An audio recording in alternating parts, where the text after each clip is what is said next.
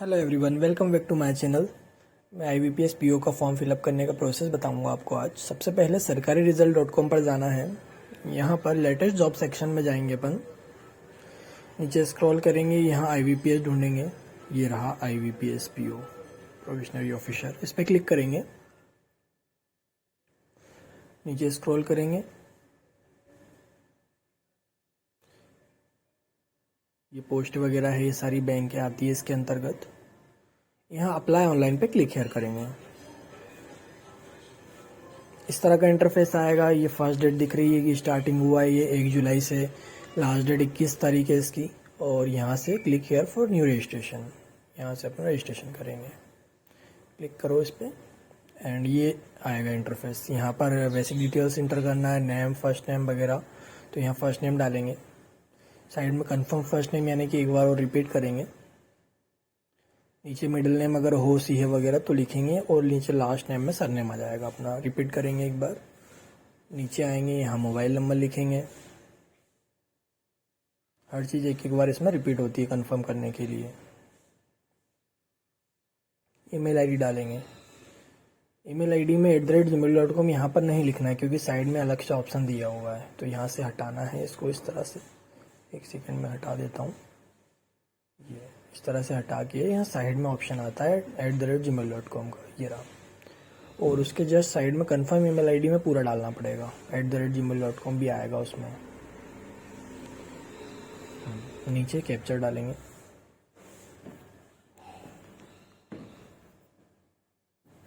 Save and next करेंगे फिर। Okay, यहाँ फोटो का ऑप्शन आया। फोटो एंड सिग्नेचर अपलोड करना है यहाँ पर, और एक लाइव कैप्चर फोटो भी अपलोड होगी। यहाँ जो लिखा है ना, ये लाइव कैप्चर इमेज, और एक बारकोड दिया हुआ है। तो यहाँ पर लिखा है क्लिक हेयर टू स्कैन, इस पर क्लिक करेंगे और अपने मोबाइल फ़ोन में गूगल लेंस ओपन करेंगे। वहाँ इस QR कोड को स्कैन करेंगे तो एक लिंक ओपन होगी IBPS का, कि उस पर क्लिक करके आप एक लाइव फोटो कैप्चर करेंगे, जिसमें नॉर्मल बैकग्राउंड हो, यानी कि बहुत सारी चीज़ें पीछे ना हो, या तो कोई दीवार वगैरह हो, तो वो वाली फ़ोटो आप खींचेंगे तो यहाँ पर लाइव कैप्चर इमेज में दिखने लगेगी। और ऊपर अपलोड फ़ोटो करना है, यहाँ पर 20 to 50 KB वाली फ़ोटो अपलोड करना है। वो मैं करके दिखा देता हूँ, एक सेकेंड।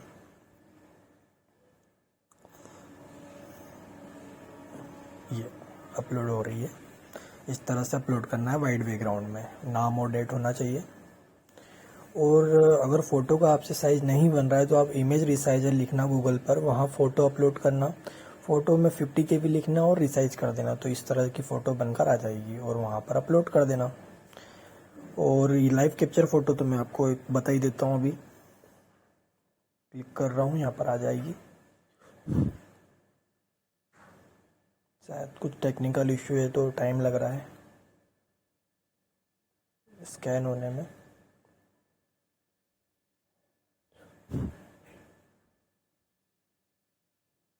ये रही, ये आ गई फ़ोटो लाइव, और नीचे सिग्नेचर भी आ गए यहाँ पर हमारे। ये 20 KB में होना चाहिए। ये भी रिसाइज कर सकते हो आप।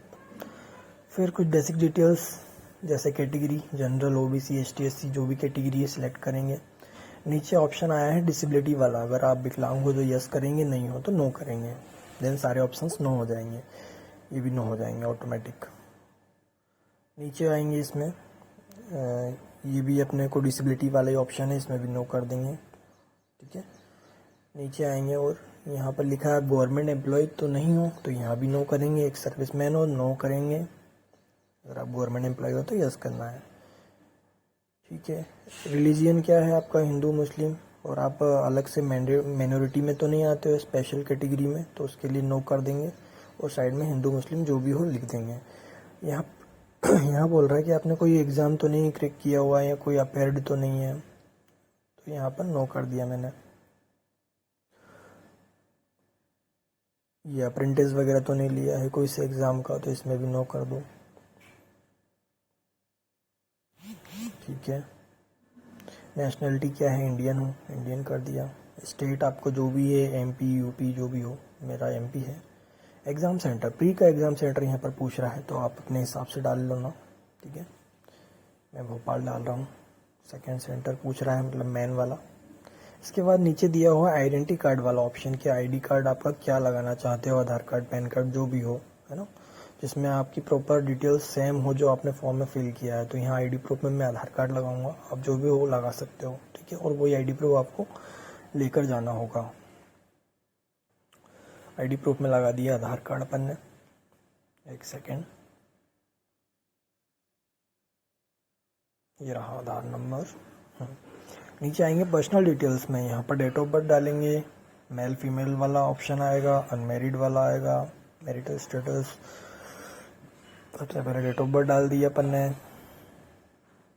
ओके, एज का बता रहा होगा ये 22 ईयर्स। यहाँ पर सिलेक्ट करेंगे जेंडर, साइड में मैरिटल स्टेटस, अनमैरिड हो या मैरिड हो जो भी हो।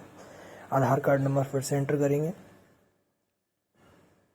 साइड में पैन कार्ड नंबर अगर आपके पास हो तो कर सकते हो, वरना नहीं करना हो तो ठीक है, मैंडेटरी नहीं है, ये ज़रूरी नहीं है। Okay,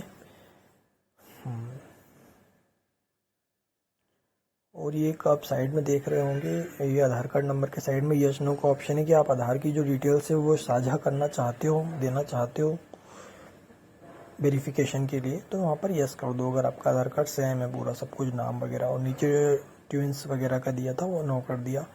father's name, mother's name ये एंटर करना है। देन इसके नीचे एड्रेस का ऑप्शन आएगा।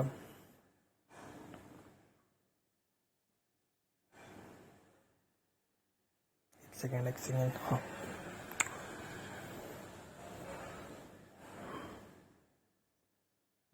नीचे आएंगे अपन एड्रेस के लिए। यहाँ पूरा एड्रेस डालना है जिस एड्रेस पर आप रह रहे हो अभी। और अगर आपका परमानेंट एड्रेस भी यही है तो नीचे जो दे रहा है सेमस एड्रेस ऑफ कॉरेस्पेंडेंस क्लिफ एप्लीकेबल, तो यहाँ पर क्लिक कर देंगे तो ये कई एड्रेस नीचे आ जाएगा सेम एज इट इज़।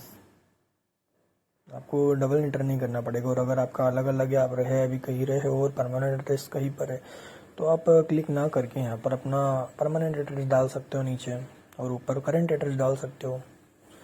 यही होता है इसका मतलब, ठीक है। यहाँ स्टेट आएगा, यहाँ एड्रेस में आपके हिसाब से जो भी आपका एड्रेस है वो लिखना है। यहाँ डिस्ट्रिक्ट आएगा,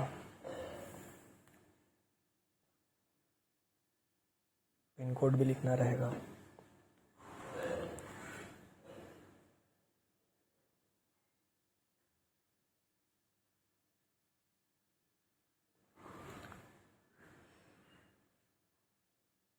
मेरा तो सेम है तो मैं सेम कर दूंगा परमानेंट एड्रेस भी।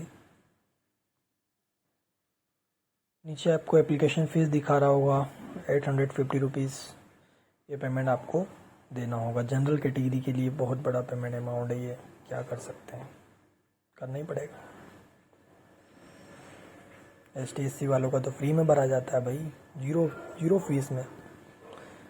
कम से कम जनरल वालों को थोड़ा बहुत तो डिस्काउंट देना चाहिए ना। जीरो मत करो, चलो 300-400 रुपये में कर दो, लेकिन सीधा 850 रुपये। यहाँ वेरीफाई कर दिया, ओके एंड 7 नेक्स्ट।